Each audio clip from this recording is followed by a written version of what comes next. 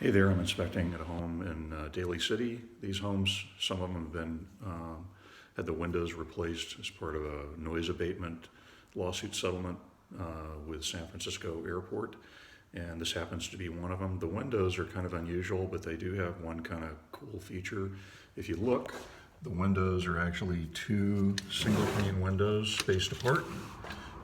So one of the things that lets us do is if you want to have the house ventilated when you're not there, you can actually open one of the outside windows, close that corresponding inside window, and then come over to the other side and open the interior window.